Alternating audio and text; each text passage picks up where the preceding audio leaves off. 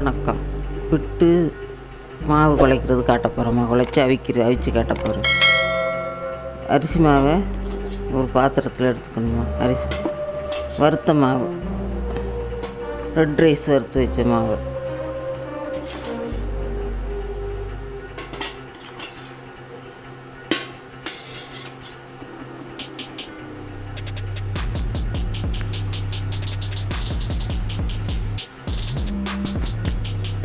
உப்பு போட்டு அதில் கொஞ்சம் சுடு தண்ணியை ஊற்றி நல்லா கொதி தண்ணியை ஊற்றிக்கலாம்.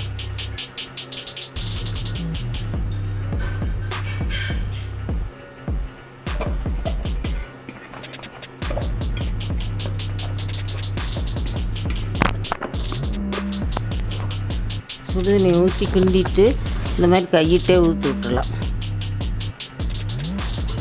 அப்படியே போலன்னு ஊற்றி விட்டுட்டு கொஞ்சம் சூடாக இருக்கும், ஆறின விட்டு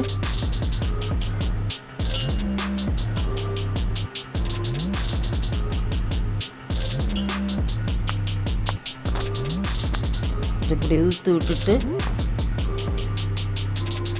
மாவு ஒன்று போல் வந்துடும். அது ஊற்றி விட்டுட்டு நம்ம கொஞ்சம் தேங்காய் குழாய் எடுத்து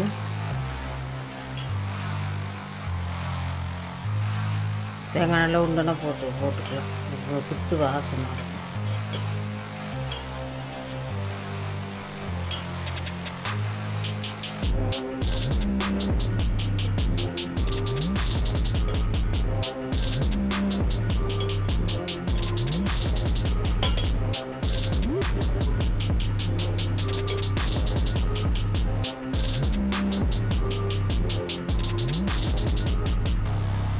மூடி ஆவியில் வச்சுருந்தேன். ரொம்ப வாசமாக இருக்கும் இப்படி புட்டை வச்சோம்னா. இப்படி ஆவியில் வச்சு ஆவி வந்ததும் எடுக்கணும். வதக்க போகிறேன் சட்னி தோசை சுட்டு வச்சிடறேன். அவ்வளோதான். இந்த வெந்துருச்சுமா, அந்த ஆவி வந்துருச்சு பாருங்கள், வெந்துருச்சு.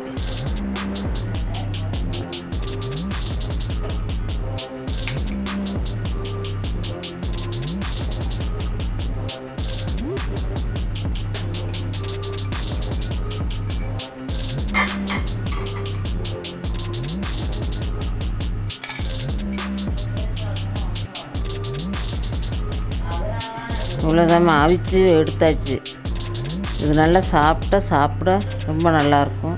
சுகர் போட்டும் சாப்பிட்லாம், சம்பல் அரைச்சும் சாப்பிட்லாம். ஏற்கனவே சம்பல் போட்டிருக்கேன். அந்த மாதிரி வெங்காயம் போட்டு வத்தல் போட்டு தேங்காய் போட்டு அரைச்சி அதுலேயும் சேர்த்து சாப்பிட்லாம். குழம்பு வச்சும் குருமா இந்த மாதிரி எதுவும் வச்சு சாப்பிட்லாம்.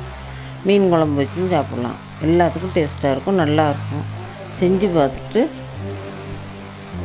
சர்ப்ரைஸ் பண்ணுங்கம்மா. அடுத்த ரெசிப்பியில் சந்திக்கலாம்.